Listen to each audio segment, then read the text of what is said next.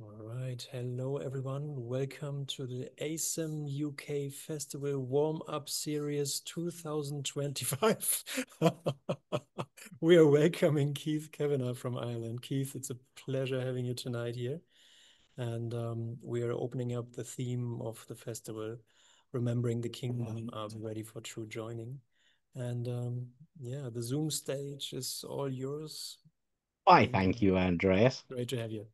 Whenever I'm doing a talk or a podcast, I never decide what I'm going to do until the day of it.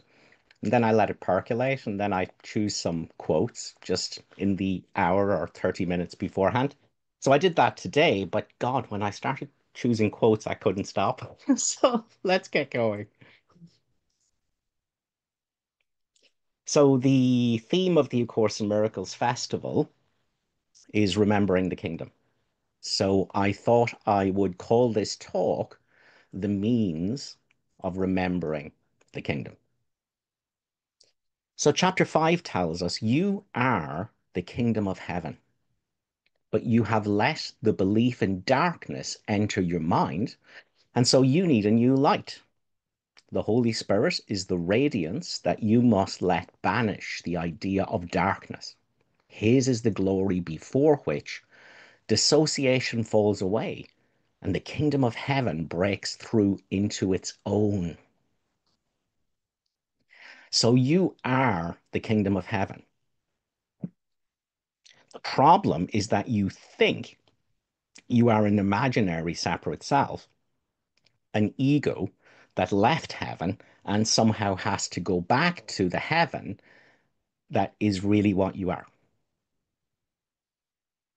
So A Course in Miracles meets us in the midst of illusions, dreams,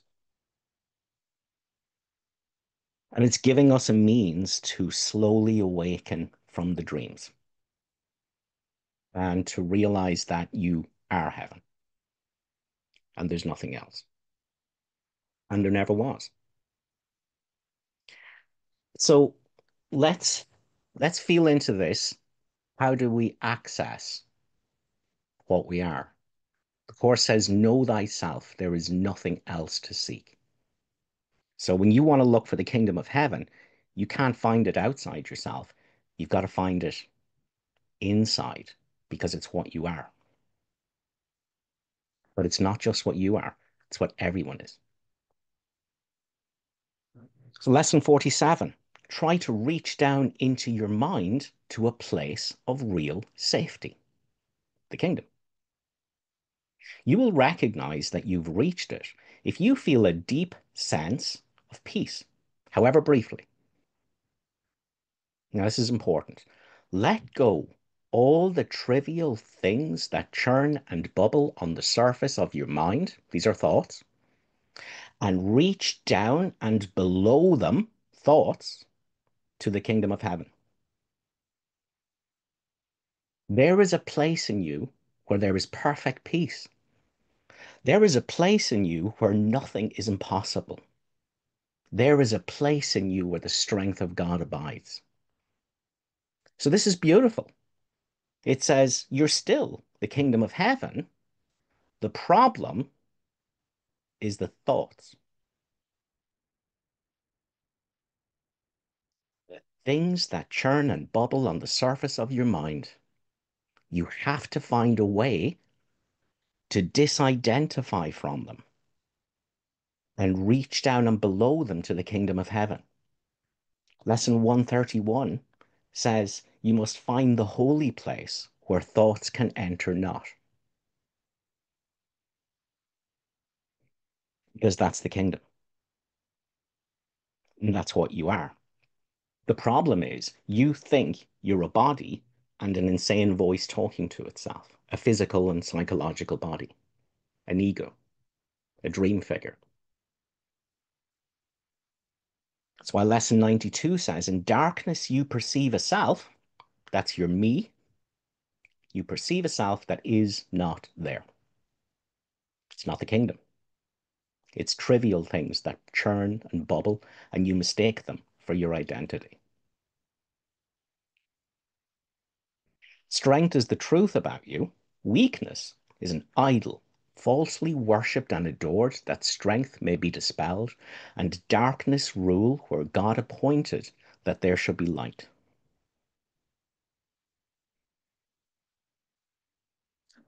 So, we have all used thoughts to manufacture self-concept, a self-image, a story of the kind of ego that I am, the kind of separate self that I am.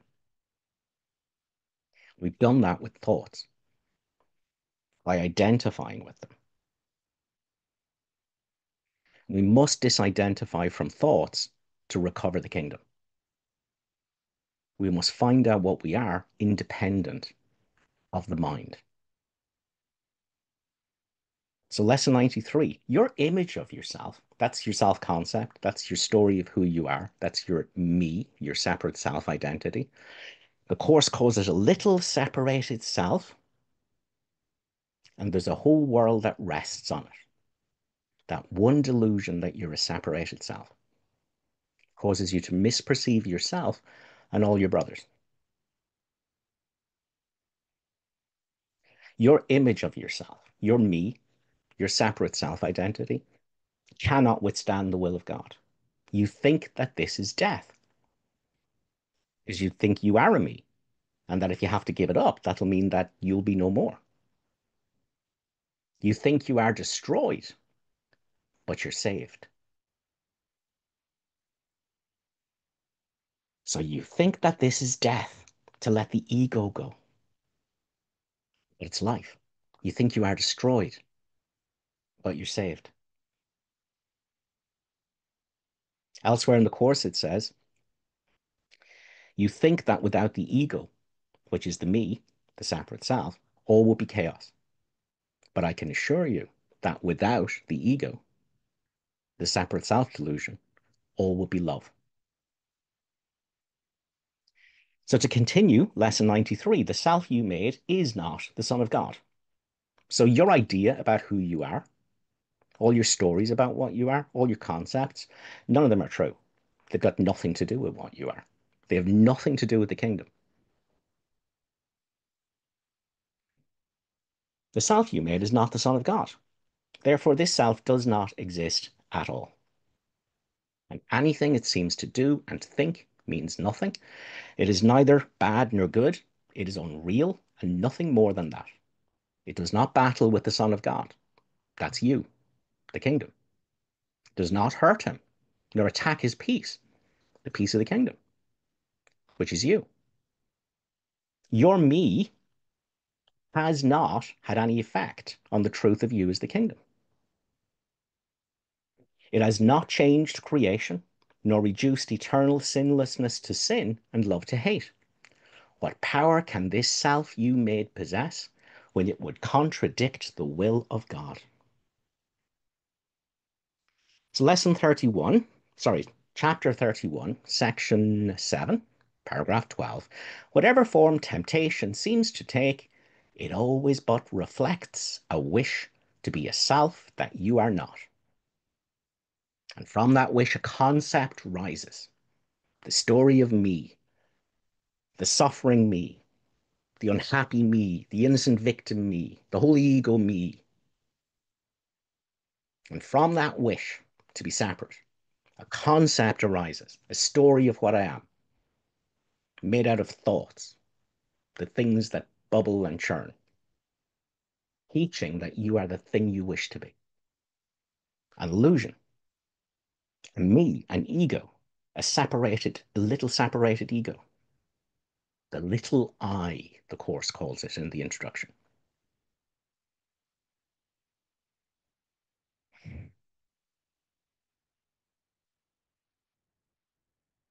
So chapter 31, section 5, paragraph 14.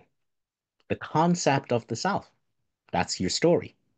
That's the image of yourself that you've made out of thoughts and that you call me in your mind. The concept of the self has always been the great preoccupation of the world. What am I? What kind of a person am I? What kind of an ego am I? And everyone believes that he must find the answer to the riddle of himself. What am I? What's my purpose? What am I really? What kind of a person am I? And the Course is saying this is really simple. Salvation can be seen as nothing more than the escape from concepts. It does not concern itself with the content of the mind, but with the simple statement that it thinks. Oh, those are two very important statements. Salvation can be seen as nothing more than the escape from concepts. So all your stories about who you are, your victimized past and your frightening future, good in an evil world, all those stories are nothing. They're dreams. They're thoughts, manufacturing an illusion of yourself. Salvation can be seen as nothing more than the escape from concepts. So, what are you without your story of who you are? What are you if all the thoughts about what you are false?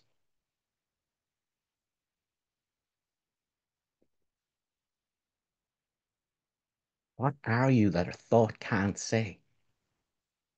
This is the kingdom of heaven. This is what's below thoughts. This is the holy place where thoughts can enter not. This is the place in your mind which remembers perfect peace. Salvation can be seen as nothing more than the escape from concepts. So you cannot think what you are. You can only be it. Otherwise, it's a dream. And the second important statement, salvation does not concern itself with the content of the mind.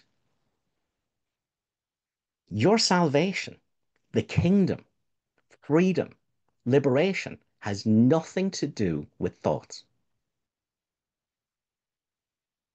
Outside of thoughts, it's beneath them in the kingdom.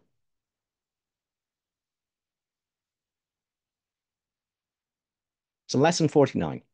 The part of your mind in which truth abides is in constant communication with God, whether you're aware of it or not. It is the other part of your mind. This will be your self-image, your self-concept, your story of who you are, that functions in the world and obeys the world's laws. It is this part that is constantly distracted, disorganized, and highly uncertain. So these are all the self-reflective thoughts in the mind. The insane voice talking to itself, labeling everything, judging everything, telling itself a story about everything that's happening and everything that happened in the past and everything it needs to do in the future.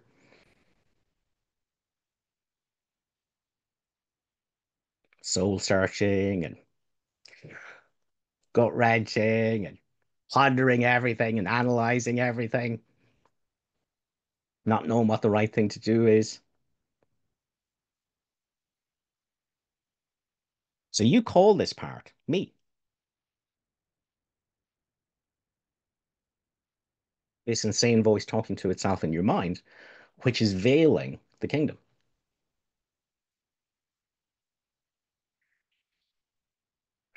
So this insane voice talking to itself, labeling everything, telling itself narratives about everything as though it's going to write an essay afterwards about everything that's going on in life. Things that churn and bubble that you call me, or which is not you, because you're the kingdom.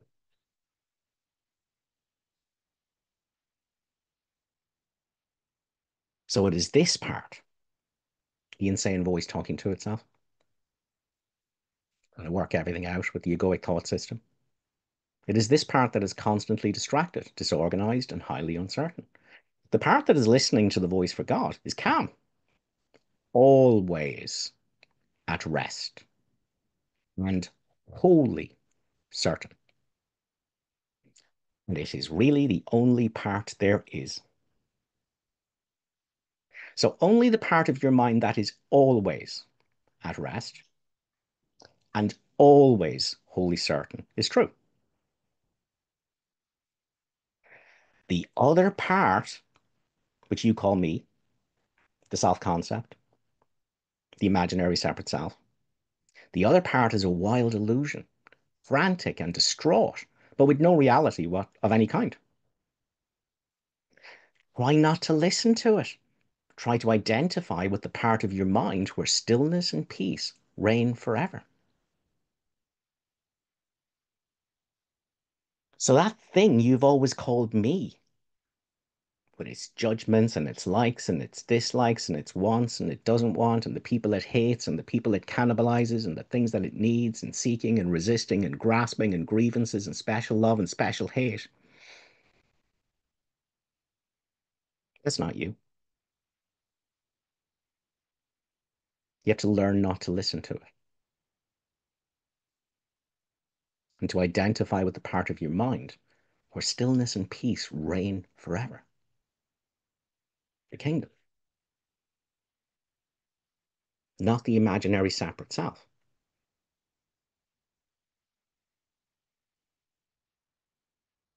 So this is again put very beautifully in lesson 189, which is telling you you need to find a way to disidentify from that mind, which is the wild illusion.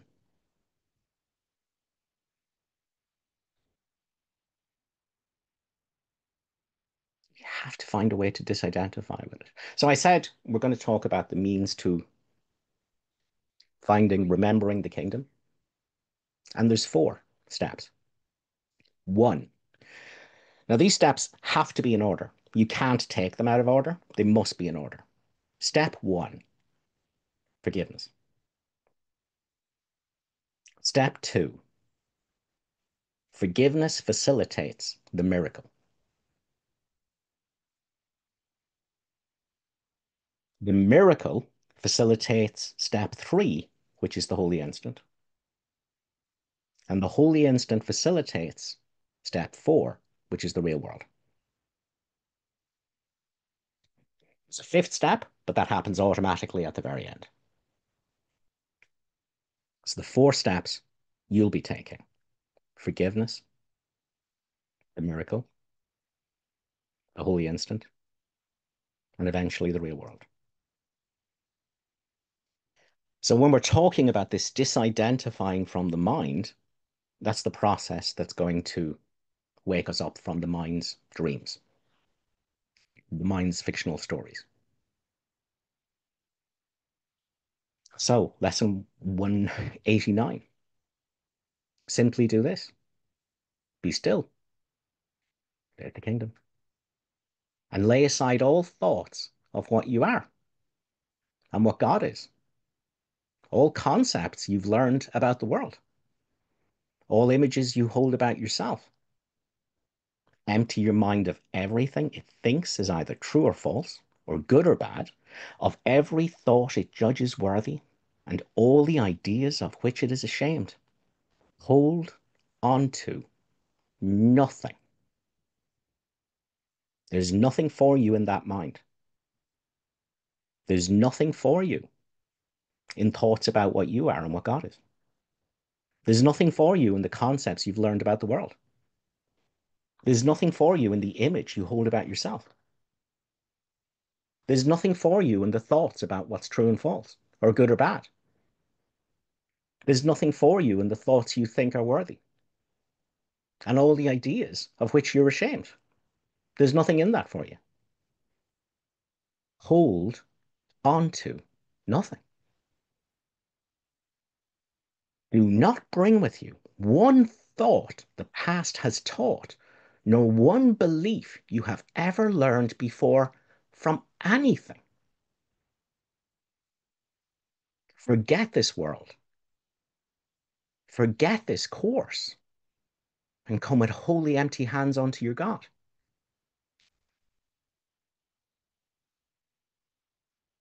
You cannot come unto your God with a single concept, not even a Course in Miracles concept.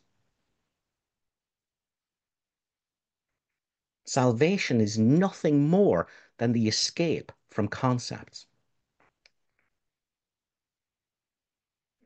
All the concepts in A Course in Miracles are to explain to you why concepts are the problem, how the problem came about, how you stop identifying with concepts to have the escape from concepts, and how you come with wholly empty hands unto your God without any concepts, even the concepts that led you here. That's the kingdom.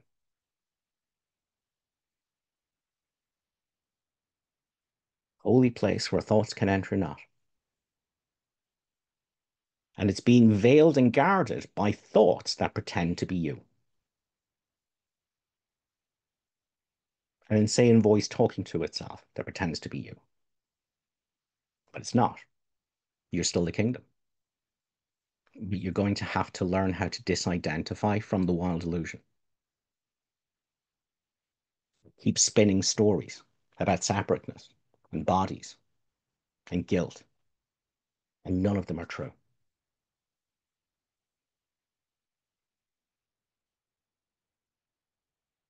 Lesson 109. I rest in God. This thought will bring to you the rest and quiet, peace and stillness, and the safety and the happiness you seek. I rest in God, not in thoughts, not in the wild illusion. This thought, I rest in God, below the things that churn and bubble, in the holy place where thoughts can enter not. When the miracle facilitates the escape from concepts, I rest in God. This thought has the power to wake the sleeping truth in you. It's under all your thoughts and ideas. All the things you think are important and are true and are good and are bad and are worthy. All the lies, all the concepts underneath. Truth can awaken in you. It has nothing to do with thoughts. Whose vision sees beyond appearances to that same truth in everyone and everything there is. So the first thing you have to do is disidentify from all the mind's crazy stories about you, the ego, the separate self, the body with a story. You got to disidentify from that. You got to come with wholly empty hands onto your God to know what you are that is storyless in this moment, that has no past. Pure awareness is all that's left when you let the concepts go. What you are without a story is what I am without a story, is what everyone is without a story. And that's the holy instant. You have disengaged from the mind's lies about different egos and people being born and people dying. The dream of death, which your thoughts are spinning. But when you come home to the kingdom and you look back out at the world, everything is the kingdom. Everyone is the kingdom. This is the quiet center that's everywhere. Now you've stepped outside the dream. Now you're above the battleground. This is what's true. This is the real world, not the world my thoughts keep manufacturing. The crazy stories the mind keeps spinning. They're all lies. All that's true here is the kingdom spread out across the earth. It literally is everything and everyone and everything is the kingdom. Here is the end of suffering for all the world and everyone who ever came and yet will come to linger for a while. Here is the thought, I rest in God and not in thoughts, in which the Son of God is born again, no longer an ego, no longer an imaginary separate self, no longer identifying with an insane voice talking to itself in the mind. Now the Son of God is born again to recognize himself, independent of all the mind's lies.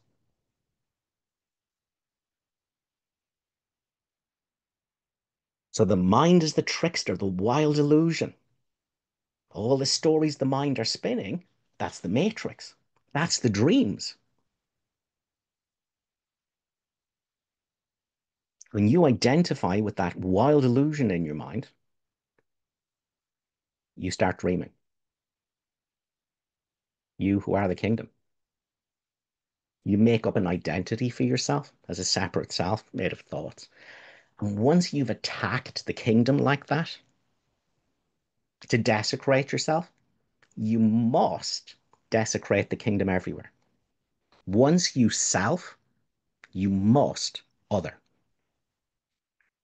We always attack ourself first. We attack the kingdom to use thoughts, the wild illusion, to misperceive ourselves as an ego, a separate self, a creature of time, a body with a story.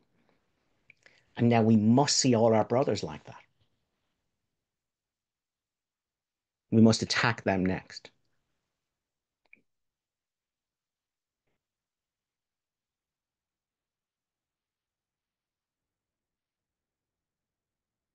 So, chapter 4, paragraph 2, sorry, section 2, paragraph 2, this just outlines this process. Everyone, and everyone is the kingdom.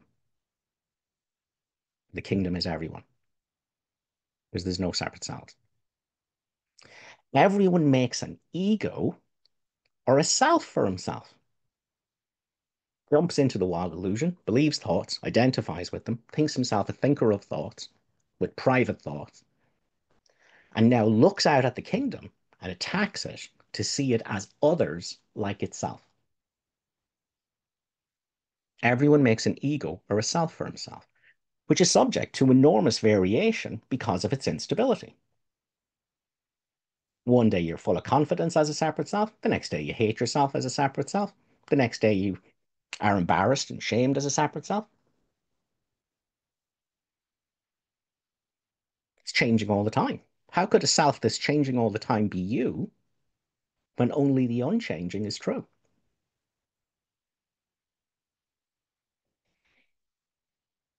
So having attacked himself thus, everyone makes an ego or a self for himself, subject to enormous variation, because it's made out of thoughts, it's made out of a wild illusion. He now makes an ego for everyone else he perceives, which is equally variable. You think your neighbor is a cool guy and you can really get along with him and you get a good vibe off him and you know he's a good person, you know what kind of person he is. Then you see him kicking the cat. Now suddenly, oh, he's the worst person that ever lived. He's such a bad person. I have his number. I know what kind of person he is. No, you don't. What you are, the kingdom.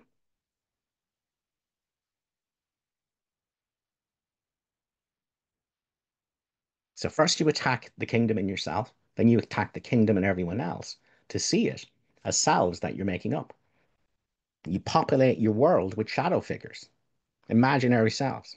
And you live in your private world, the Course calls it, as though the self you take yourself to be is real, and as though the selves you take everyone else to be are real. And the whole thing's made up.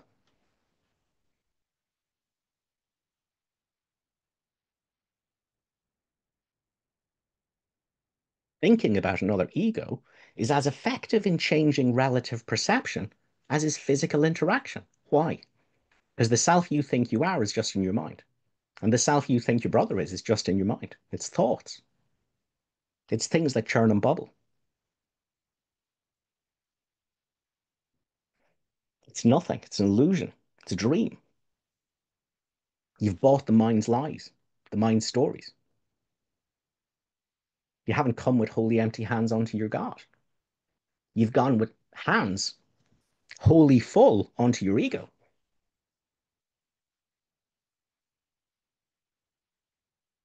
There could be no better example that the ego, the idea of separate selves, is only an idea. It's not a fact.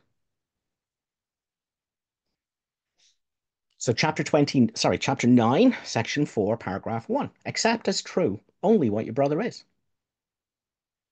He is the great mystery. He is that which thought cannot soil.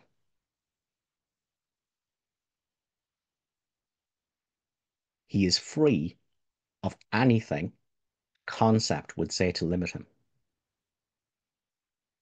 He is I am. Full stop, period. That's who your brother is. And unless you start seeing your brother like that, you cannot know that it's the truth of you. Accept as true only what your brother is, if you would know yourself. Perceive what he is not, and you cannot know what you are because you see him falsely. You're seeing him as an ego, attacking him to see him as an ego because you attacked yourself first to see yourself as an ego. But you're both the kingdom, the holy place that thoughts can't soil. Remember always that your identity is shared and that its sharing is its reality. So your problem is you think you're an ego, a separate self. Now the solution is for you to realize you're not a separate self, an ego. Identity is shared in the Holy Spirit. Everyone is the same. Everyone is the light that reflects the kingdom.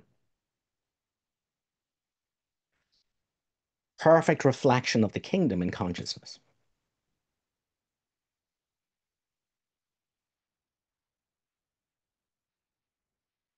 You have to start seeing your brother without your thoughts about what he is. You've got to disengage from the wild illusion.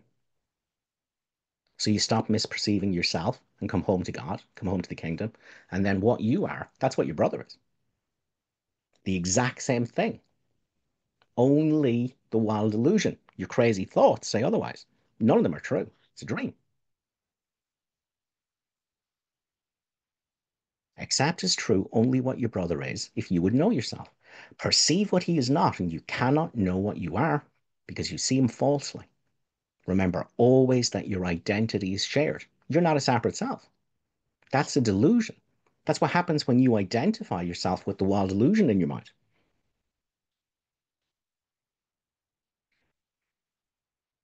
Always remember that your identity is shared and that its sharing is its reality. Chapter 14. Earlier, I said this course will teach you how to remember what you are, independent of the wild illusion, independent of concepts. To remember that you are the great mystery, what thoughts will never know, but you can know by being it. When you disidentify from thoughts and knowing what the kingdom is, now you know what all your brothers are, because it's one.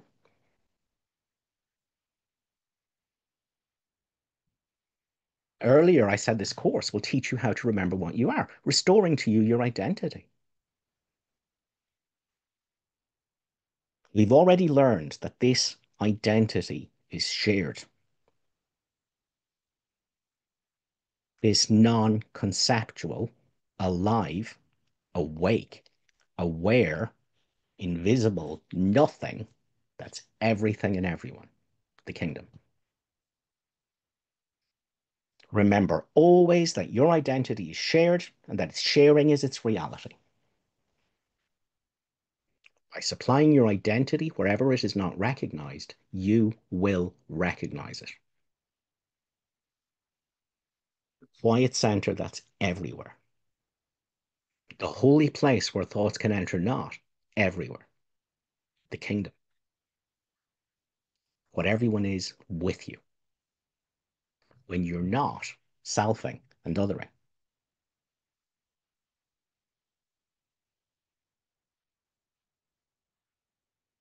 So forgiveness is how you exit egoic consciousness. It is how you stop identifying with the mind, the wild illusion, the dream master, Freddy Krueger. Forgiveness is how you disidentify from the mind and discover that there's something else in behind the mind. Witness to the mind, but ever untouched by it. That's what forgiveness establishes. Now, this leads into the miracle, because the miracle is stepping outside the dream, which is your mind, and its stories of self and other and good and bad and right and wrong and should and shouldn't, victims and victimizers, the whole wild illusion. The miracle is when you step outside your dream. So forgiveness facilitates this. I first look at the dream and I don't judge it. And something reveals itself here behind all the dreams, behind the mind, something that's witness to the mind's shenanigans, but untouched by them. This is the miracle. The miracle is that you realize you're choosing to identify with the mind, but that you don't have to.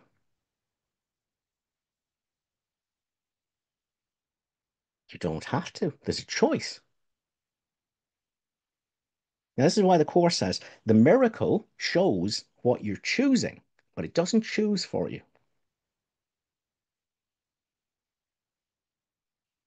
By the means of forgiveness, you discover that you're identifying with the stories in your mind, but you could let them go. That's the miracle. You realize that you're not the wild illusion, the insane voice talking to itself, that what you are as mind is much greater than this. You're the mind that can choose to identify with all that fiction or that can let it go, not identify with it, and be in the kingdom, as the kingdom. But the miracle doesn't choose for you. But the miracle is this shift in perception. And you must understand the miracle as a shift in perception. You must. You must get away from the egoic holy ego ideas that the miracle is something you, the holy separate self, the holy insane voice talking to itself, is doing for other holy insane voice talking. No, it is a shift in perspective, a shift in perception where you've left egoic consciousness and you realize egoic consciousness is a choice. I have the kingdom available to me here. This is the new perception that the miracle. And the Course is very clear that the miracle is a shift in perception. Lesson 340, the miracle is a correction. It does not create, nor really change at all. It merely looks on devastation and reminds the mind that what it sees is false. So forgiveness brings me to a place where I look at the mind's wild illusions, everything thoughts are trying to convince me of, and I can go, but I don't have to choose that devastation. I don't have to choose that devastation of the dream of death. They're all thoughts. If I don't choose to identify with that from this perspective, from this shifted perception, if I don't choose to identify with that, then I and all my brothers are already the kingdom, and all is well.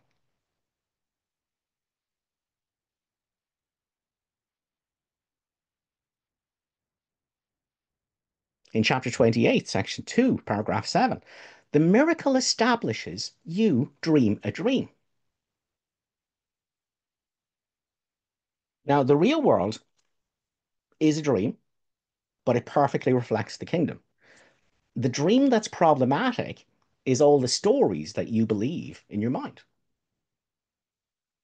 The miracle establishes you dream a dream, the dream of the separated ego and the world that rests on it. I crucified and everyone else crucified with me to be egos, separate selves, things that'll be sick and suffer and die.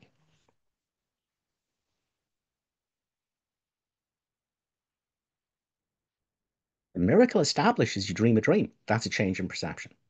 And that its content is not true. Those are thoughts. They have nothing to do with the kingdom. They have nothing to do with I am. This is a crucial step in dealing with illusions. No one is afraid of them when he perceives he made them up. The fear was held in place because he did not see that he was the author of the dream. Whose mind are all these thoughts happening in? That you're a separate self and everyone else is a separate self and there's good ones and bad ones and right ones and wrong ones. That's all in your mind. And when you think you're one of the made up shadow figures in your mind, the innocent victim, good in an evil world, the thing that you're not, the dream figure, of course you're going to be afraid. And you'd be afraid of all the other people that you've made up.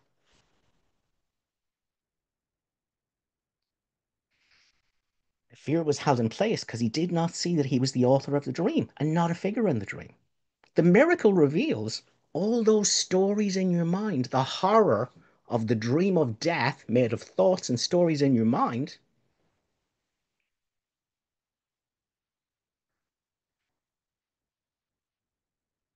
It's happening with a background of perfect peace.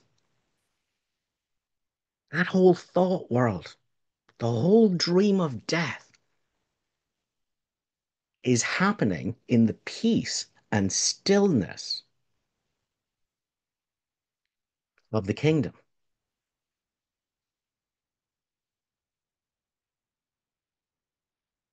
That's the miracle. No matter what wild stories the mind is concocting and trying to convince you of, what you are is what sees what the mind is doing. When you're a decision maker, you can identify with that mind, the wild illusion, or you can disidentify through forgiveness, the miracle, the holy instant, and home to the kingdom and see it spread out upon the earth already. Only thoughts ever said otherwise.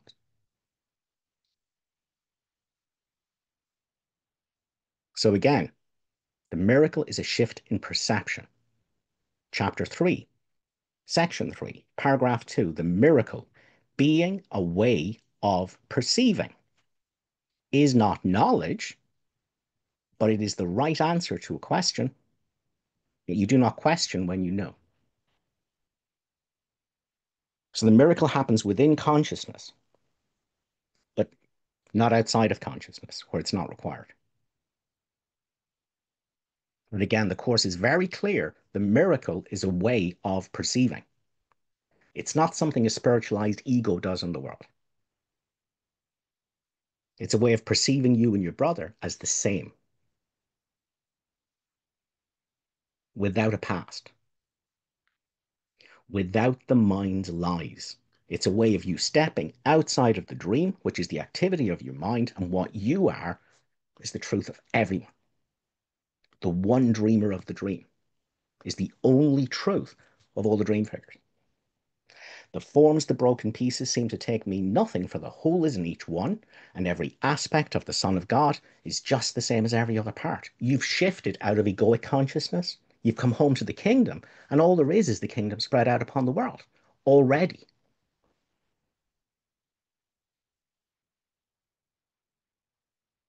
So again, the shifting of perception. Chapter 13, Section 6, Paragraph 5. The miracle enables you to see your brother without his past. That's a shift in perception. And so perceive him as born again.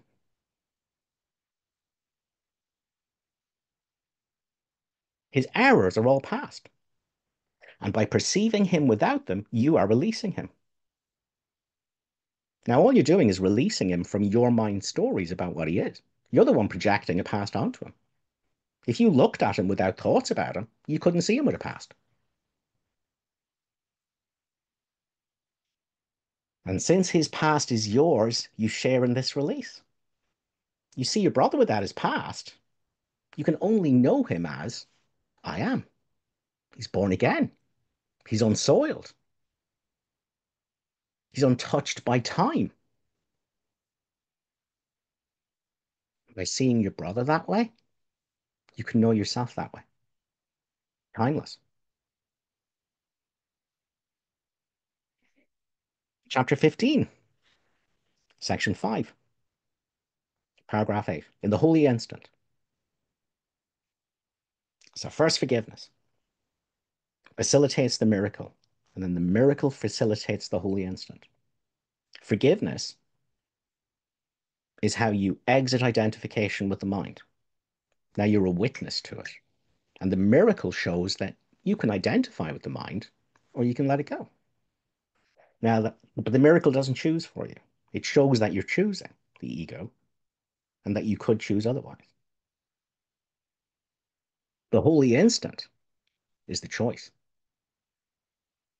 When you fall back into the kingdom, the holy place where thoughts can enter not, and be it, be beingness, with not a single concept to hold on to, and know it's the truth of everyone with you. That's the holy instant. Shared identity. Only this. Pure awareness without a past is the truth of everything and everyone I'm looking at. It's the holy instant.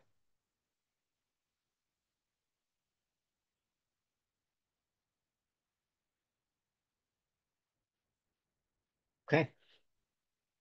So that sounds like a tall order.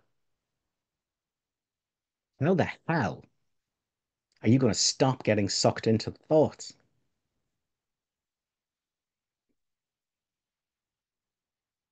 How are you going to do that? How are you going to stop identifying as the illusion you think you are and know that everyone is the same thing you are? How? There is nothing you can do about it. Nothing. It is hopeless.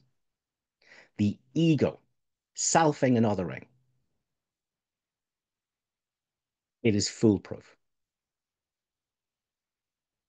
Because everything you try to do about your identification as an ego is ego.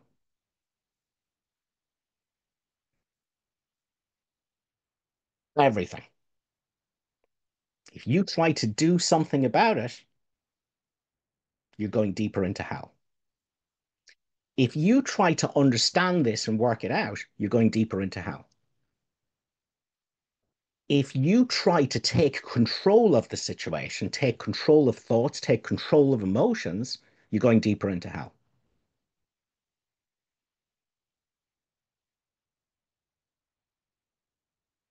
It is hopeless. Absolutely hopeless. Except forgiveness is my only function as the light of the world. Not miracles, not holy instants. They come naturally after forgiveness. Forgiveness is my function. It is hopeless until there's forgiveness. There is no way to exit egoic consciousness because it is the ego that wants to fight things. It's the ego that fights the ego. It's the ego that doesn't know anything and wants to know things. You can't get out of egoic consciousness by trying to know things with more concepts. You can't read and study your way to freedom. You'll never wake up.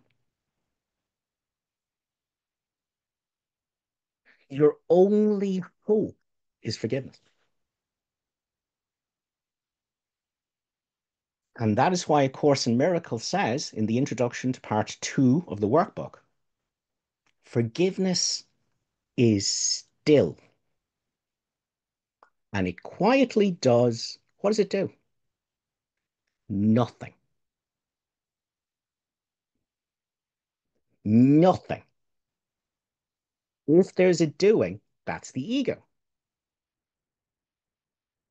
Forgiveness does nothing.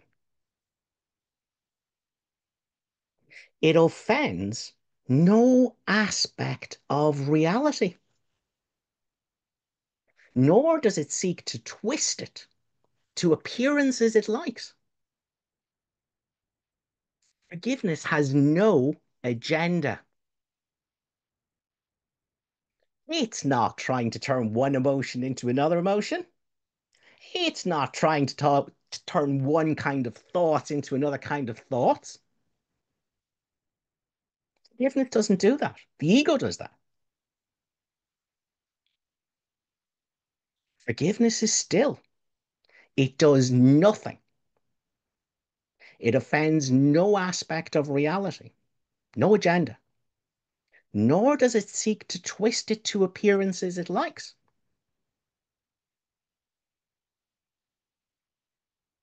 It merely looks and it waits and it judges nothing.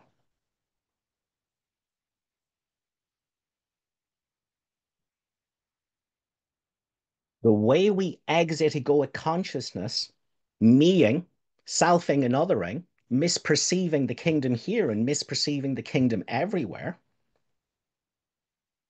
is forgiveness. Forgiveness isn't a doing, forgiveness is a stopping of all the pushing and the pulling, the trying to shift the thoughts around and shift the emotions. Oh, I don't want them. Holy Spirit, take it off me, take it off me, take it off me. No, that's the ego.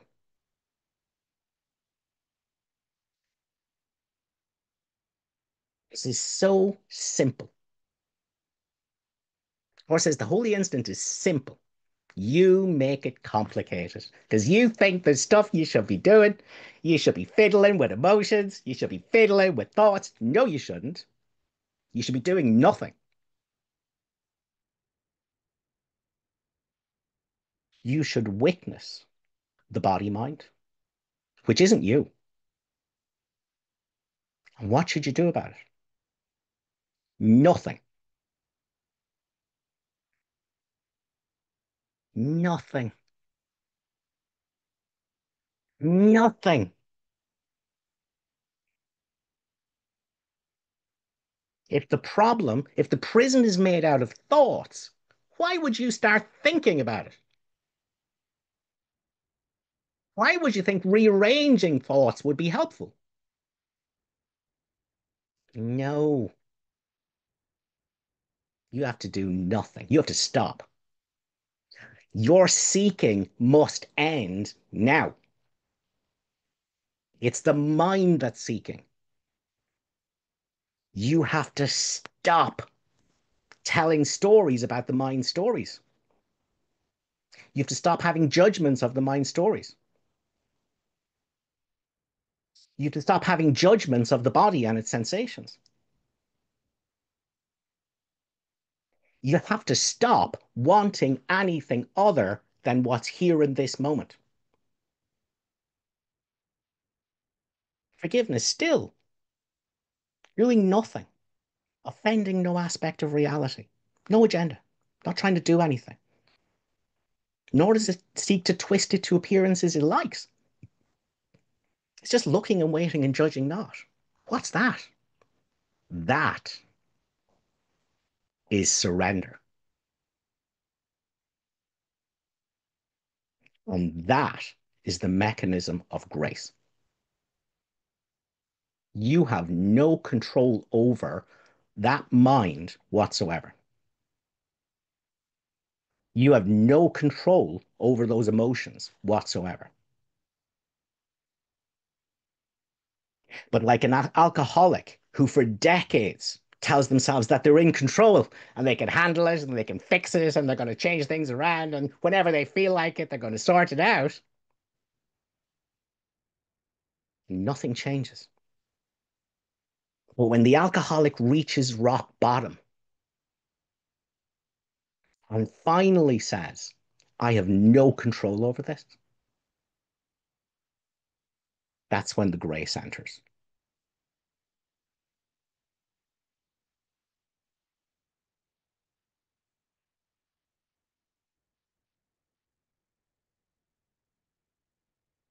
Forgiveness is that those thoughts and feelings and sensations, they're going to happen and you've no control over them. And, oh, your only problem is that you think you should have control. You don't.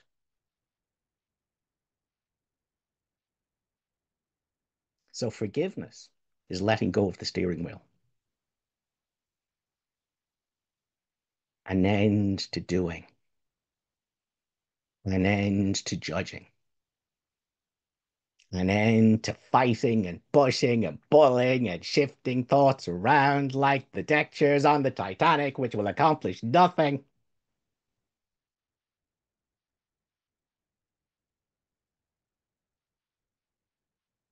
Let go of the steering wheel.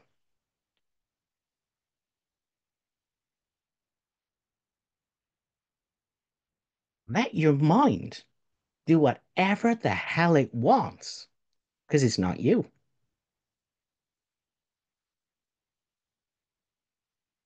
Let your emotions do whatever the hell they want, because they're not you.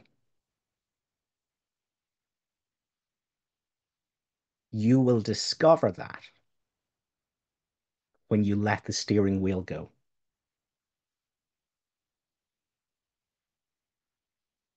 When you stop trying to control the illusion. When you stop trying to fix yourself when that's an illusion because you're not broken.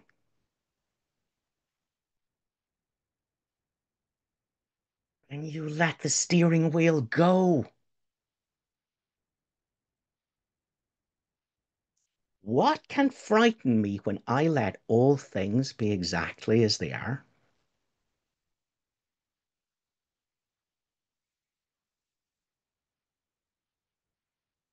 It's letting the steering wheel go. Don't you touch the mind. It has nothing to do with you. Don't you touch emotions. They have nothing to do with you. Your job is to stop interfering.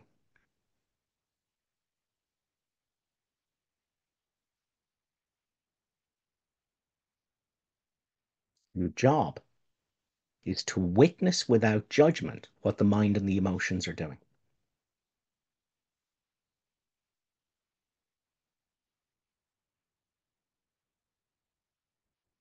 And what you are will tell you of itself.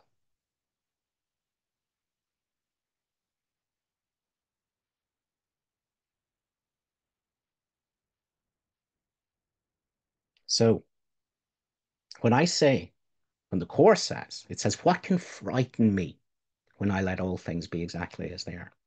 It doesn't say you, the insane voice talking to itself, you go and let all things be exactly as they are. That's going to be crap. That's going to be a mess. There's going to be resistance and fighting and guilt and not because you're identified as the insane voice talking to itself and now you're setting out to do something. But forgiveness doesn't do anything. So you ask yourself a question. You don't try and do this. You ask the question in your mind. What could frighten me? If I was to let thoughts, feelings, stories, memories, the body, sensations, the world, what could frighten me if I let all that be exactly as it is? And let reality answer you.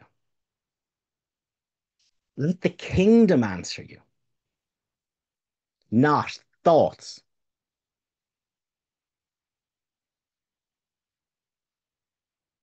What would be here in this very moment, not a future moment made of thoughts? What would be here in this moment if the fight ended with everything? If I let all things be exactly as they are.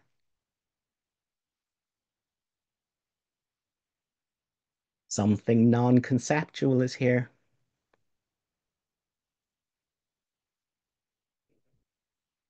Something ineffable is here.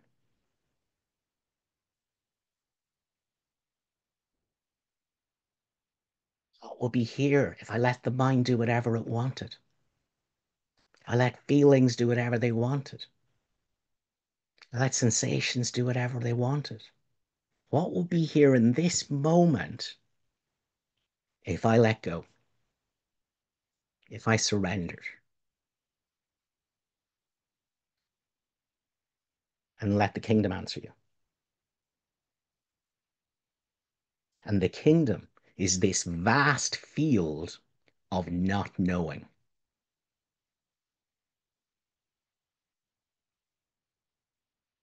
It's a vast field of not knowing. It's a completely different consciousness.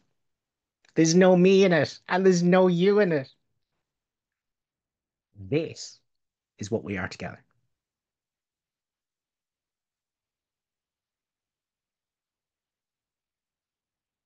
Not egos, not bodies with stories. This, this is shared identity. This field of not knowing.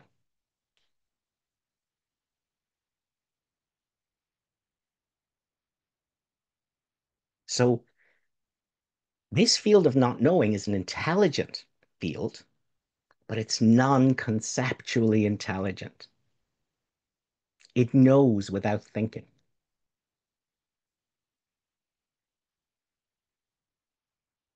It knows absolutely nothing. And then when a situation presents itself, a knowing arises to meet this moment, and then it dissolves forever, never to be thought about again, back into the not knowing.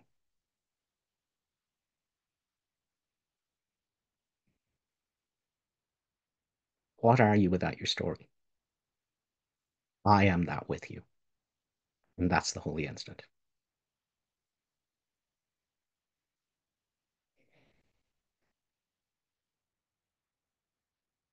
Let's talk about a story about a woman. When she was younger, she worked as a pole dancer. She made good money, but she had some issues over it and she wasn't quite happy about it. But she met a really nice man and they got married and they had kids and they settled down. But one of the kids died and they had some sad years.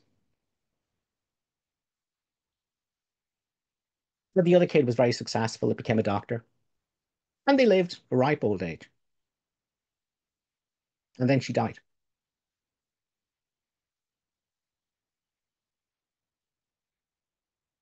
That is a concept in awareness. The you that you think you are is no more real than that. It's no more real than that. The separate self you think you have, with all your past and your sins and the things that were done to you and the terrible things and the things you're good at and things you're bad at and the way you're different than everyone else because you're more holy or you're more unholy, that's no more real than the story of the stripper. They're both stories. You are the space in which those stories have arisen and into which they dissolve. And so is everyone with you. All right, I'll shut up now, Andreas.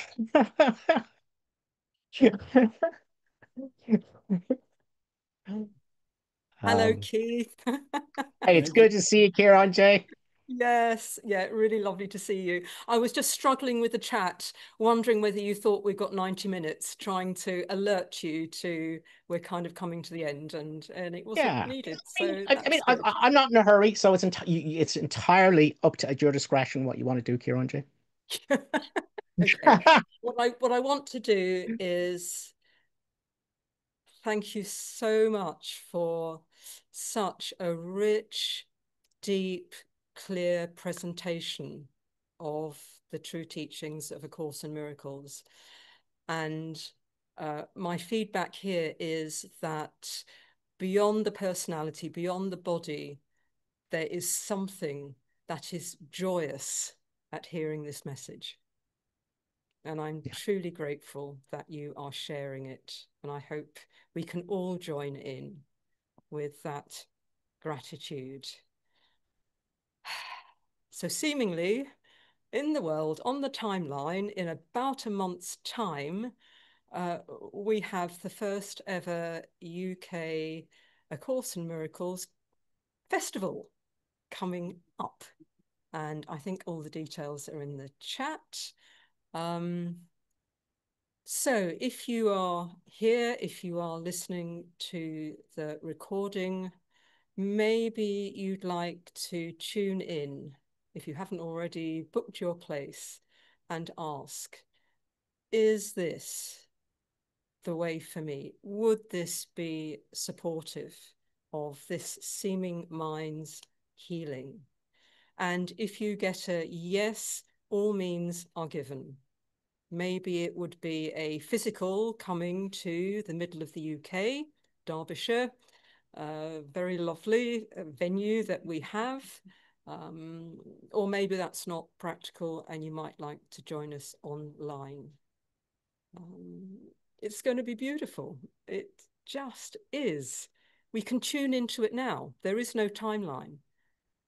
In the mind, we can go there now and be there present with this joining. So I hope to see lots of you there. Andreas is here. He's had a very long day doing amazing work here with new teachers. So I've jumped in to hopefully make some sense at the end of this beautiful presentation. And I thought maybe some of you would like to see Kira and Jay. So yeah, thank you for the opportunity to meet you here on Zoom, and yeah, to share and remember the message of A Course in Miracles, and yeah, to dive into that impossible entry point, impossible for the ego thought system, but possible through forgiveness. Thank you, Keith, for Pleasure.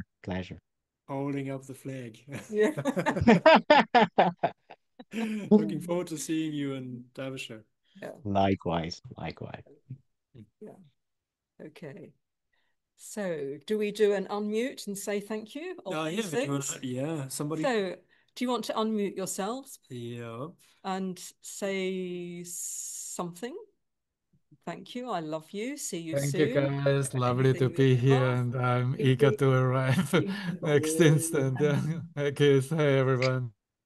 Thank you Thank so much. That was brilliant. Thank Really you. great. Thank you, Keith. Thank you. Thank you so much. Love you. Thank you, Beautiful. Jay. Thank you, Andreas. It's all about love. Thank you. Bye-bye. Incredible clear. Thank you. Cheers. Cheers. Bye.